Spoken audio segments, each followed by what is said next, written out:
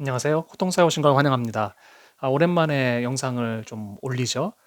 좀 제가 너무 바쁜 일들이 많아가지고, 애들 방학도 있었고, 그리고 주말마다 또 행사들이 많아가지고, 제가 좀 영상을 만들 시간이 없었습니다. 어쨌든 오늘 이야기할 내용은 아주 좀 오래됐지만, 지난 시간에 MCS, 그것에 대해서 이야기했었죠.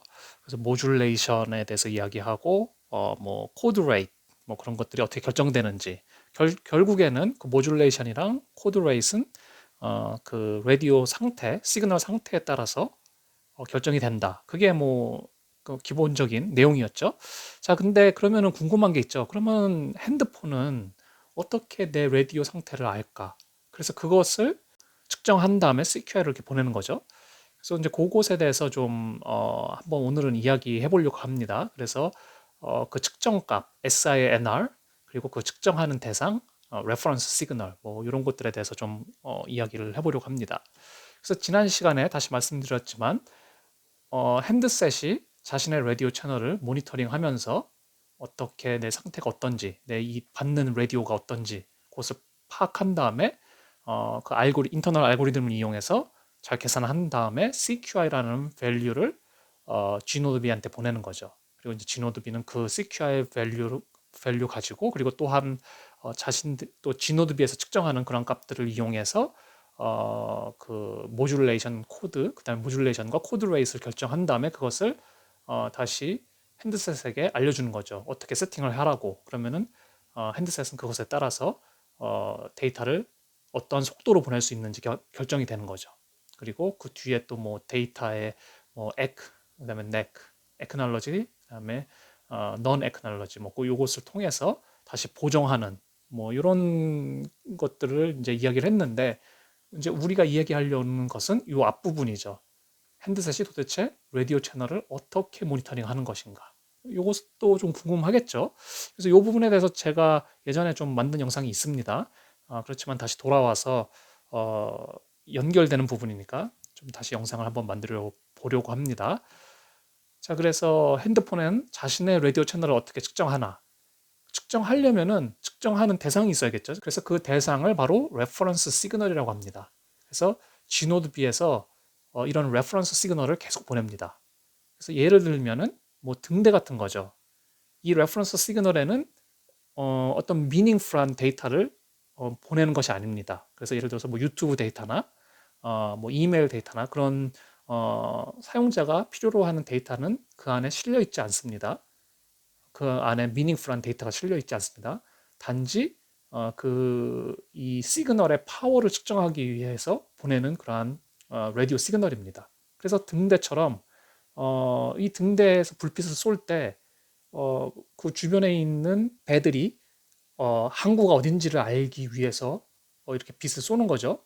그렇지만 이 빛 안에 뭐 모스기호를 넣거나 뭐 그렇게 해서 뭐 그렇지 않으면 뭐 이 빛에다가 뭐 빨간 색깔, 뭐 노란 색깔 그런 색깔을 입히지도 않고 정확하게 강력한 그 라이트로 그 주변을 밝혀주죠. 계속 돌면서 여기 비콘 같은 거죠. 그렇죠? 항구가 여기 있다 알려주는 거죠.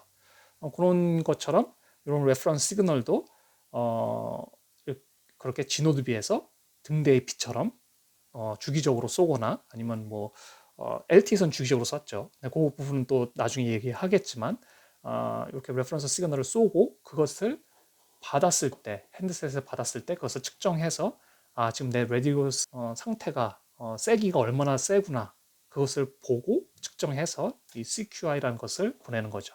그렇죠? 자, 그래서 요 CQI를 결정할 때 이 SINR, 이 SINR 값에 따라서 CQI를 결정합니다. 자, 근데 이 SINR은 무엇이냐? Signal to Interference and Noise Ratio. 그렇죠? 그래서 이 받은 시그널의 그다음에 인터피런스와 노이즈가 얼마나 많은가에 대한 그런 레이시오를 알려주는 값이죠.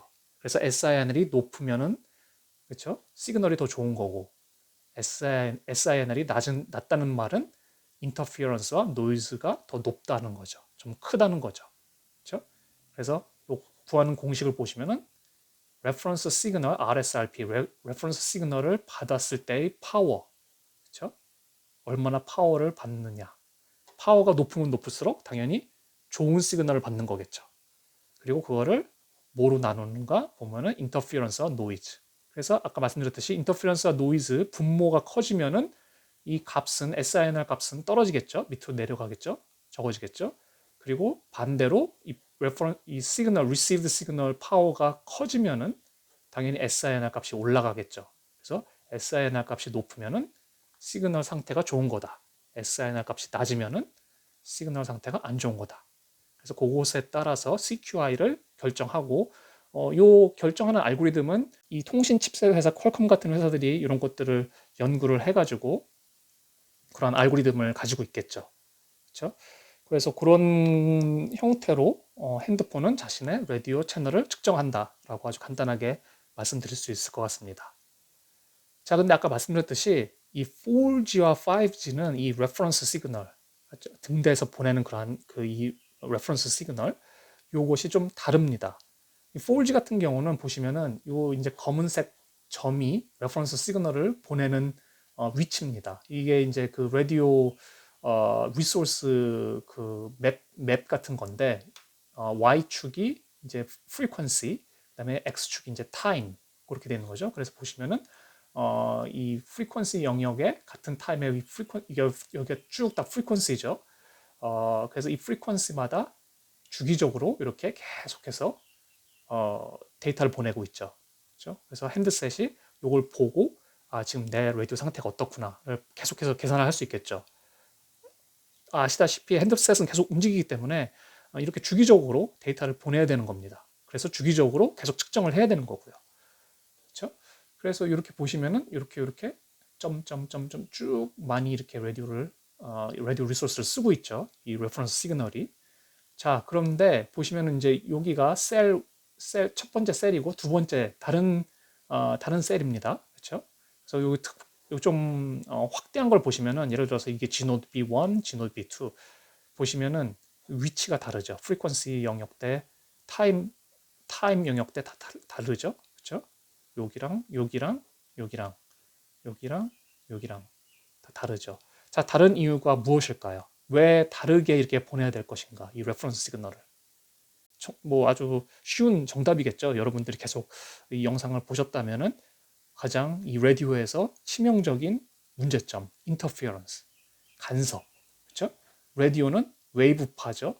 그렇기 때문에 그 웨이브를 같은 시간에 같은 프리퀀시 영역대 쏘아버리면은 인터피어런스가 생겨서 핸드셋이 읽지 못하는 상황이 발생하는 거죠. 그렇기 때문에 이 사실 이 셀의 뭐 PCI라고 하는데 PCI 디자인을 할 때 이 주변에 같은 셀 아이디를 넣지 않습니다. 왜냐하면 같은 셀 아이디가 들어가는 순간 이 레퍼런스 시그널이 같은 위치에서 나가게 됩니다. 그렇게 되면은 내 주변에 있는 셀과 인터페런스가 생기겠죠. 자, 근데 이렇게 보시면은 대단히 많은 부분에서 이 레퍼런스 시그널이 쏘고 있죠. 그렇죠? 그리고 아까 말씀드렸듯이 이 레퍼런스 시그널이 나갈 때는 어떻게 됩니까? 당연히 데이터를 못 보냅니다. 그래서 이제 5G로 넘어갈 때 생각을 했겠죠. 이 레퍼런스 시그널 정말 이렇게 비효율적으로 써야 되는 것인가? 좀 효율적으로 쓸 수 있는 방법이 없을까? 라고 생각을 했죠. 그래서 5G 레퍼런스 시그널은 좀 다릅니다. 5G는 저렇게 셀 스페시픽이라고 해야 되죠. 셀마다 저렇게 레퍼런스 시그널을 결정하는 것이 아니라 자유롭게 좀 자율성을 주고 플렉서빌리티를 높이는 그런 레퍼런스 시그널 방법을 선택합니다. 그래서 저렇게 하나의 레퍼런스 시그널이 있는 것이 아니라 정말 다양한 레퍼런스 시그널들이 있습니다. 그리고 그 레퍼런스 시그널들을 사용해야 되는 그 상황에 따라서 다르게 쓰자. 그것이 이제 5G의 좀 그러한 방향성이죠. 그래서 보시면은 우선 첫 번째로 이제 여러 가지 레퍼런스 시그널이 있지만 우리가 봐야 될 메인 레퍼런스 시그널은 그렇죠? 채널 상태가 어떤지를 알 수 있는 레퍼런스 시그널을 봐야겠죠. 그래서 보시면 첫 번째 SS. 이거는 SSB에 관련된 거죠. Synchronization Signaling. 그래서 이 SSB도 제가 예전에 다뤘는데 처음에 핸드셋이 네트워크에 들어갈 때 이 SSB를 읽어야지만 이 셀에 들어올 수 있는지, 이 네트워크에 들어올 수 있는지 없는지를 결정하게 됩니다. 그러면 당연히 이 시그널은 계속 날라오겠죠. 이 셀에서. 그리고 핸드셋들은 이 시그널을 받아서 내가 들어갈 수 있구나, 없구나를 결정할 수 있겠죠. 그렇죠? 그래서 이 시그널을 받았을 때의 그 파워 값을 보고 그러면은 내가 이 채널 상태를 볼 수 있겠구나 라고 생각을 했겠죠. 그래서 이 SSB, 그렇죠? Reference Signal Power를 계산해 보자 라고 하는 것이 이제 첫 번째 방법입니다. 자, 근데 이 방법이 많이 쓰여지느냐? 사실 제가 알기로는 통신 칩셋 회사들이 대부분 많은 경우에 사용하지 않습니다. 모빌리티, 그렇죠? 핸드오버나 아니면은 아까 말씀드렸듯이 가장 중요한 모듈레이션, 그다음에 코드 레이스를 결정할 때 이 시그널을 사용하느냐? 거의 제 생각에는 99% 사용하지 않습니다. 아마 이 싱크로나이제이션 시그널링을 사용할 때는 이제 이 라디오에 들어갈 때 라디오 시그널이 좋은지 안 좋은지를 파악을 해야겠죠. 이 셀에 들어갈 때 그 뒤에는 거의 쓰지 않을 것 같습니다. 자, 그 이유는 뭐냐면은 이 SSB는 셀마다 그 위치가 정확하게 같습니다. 모든 셀이 이 SSB는 같은 곳에서 쏘게 됩니다.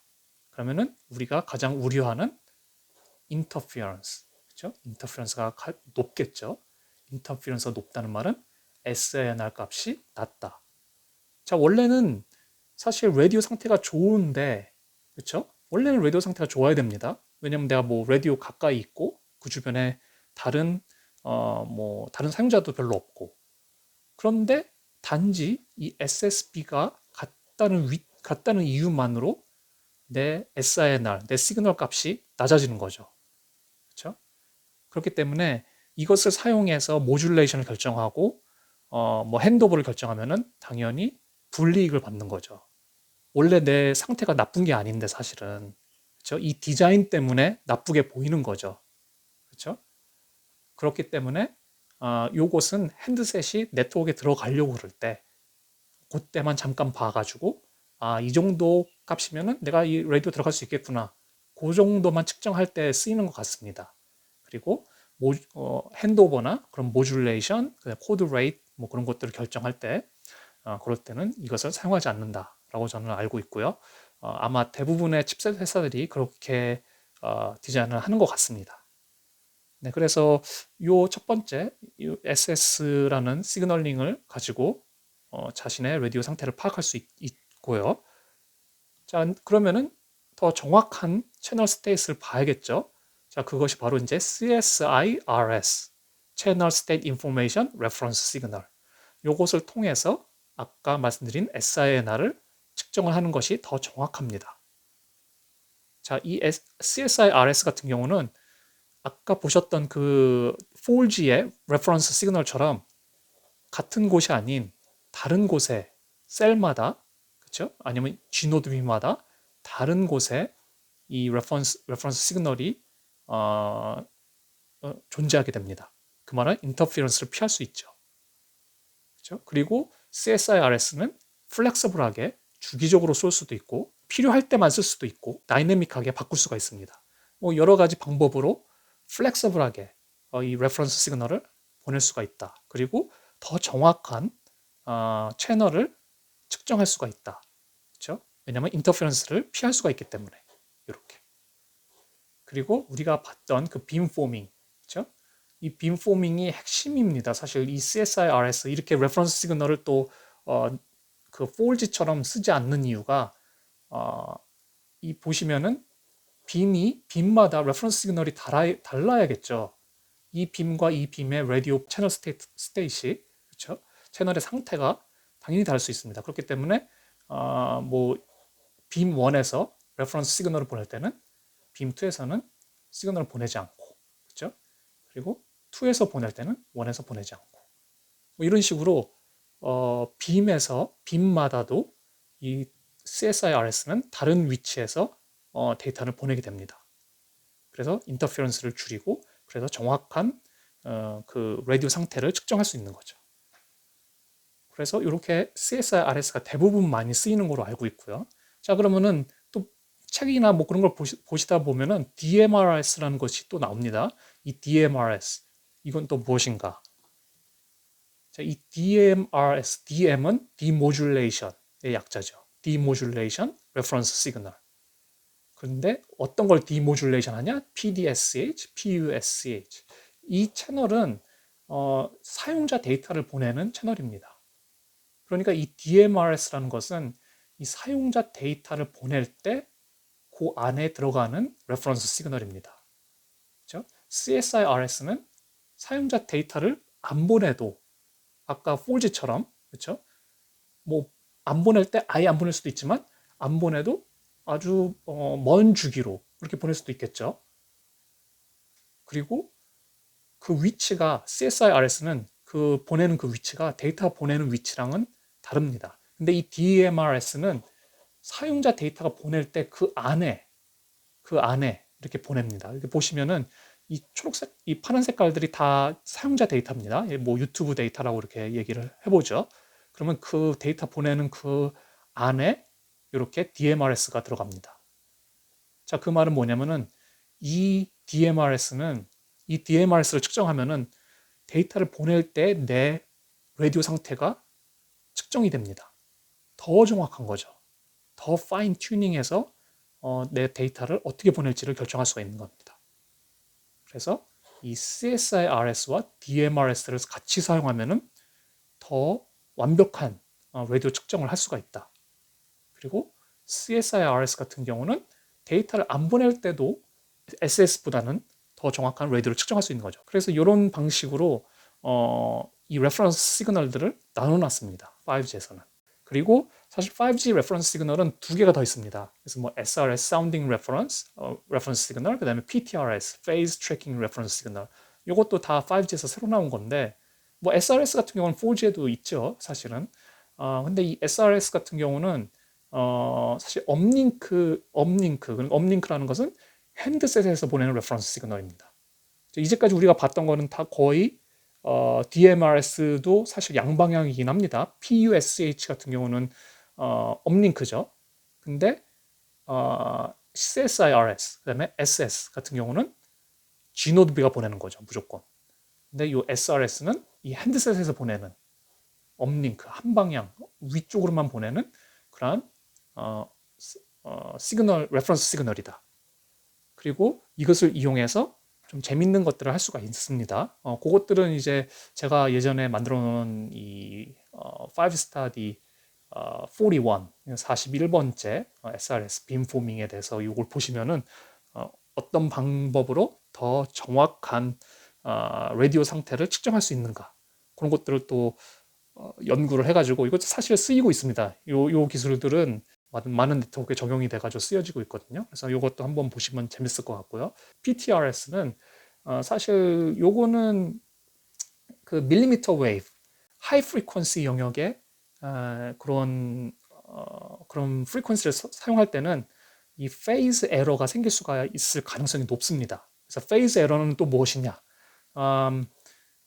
뭐 아주 간단하게 설명드리면은 여기 보시면 데이터를 받을 때 이렇게 받겠죠, 그렇죠? 근데 만약에 이 뭐 인터페어런스나 뭐 여러 가지 이유로 뭐 도플러 시프트 우리가 잘 아는 도플러 시프트 뭐 이런 것들을 이용해 그런 것 때문에 이렇게 와야 되는 이 사인 웨이브가 살짝 밀릴 수가 있는 거죠. 근데 이 웨이브가 이렇게 크면은 이 간격이 크면은 이렇게 와도 그 칩셋에서 보정을 할 수 있겠죠. 에러를 코렉션 하는데 별로 어렵지 않겠죠.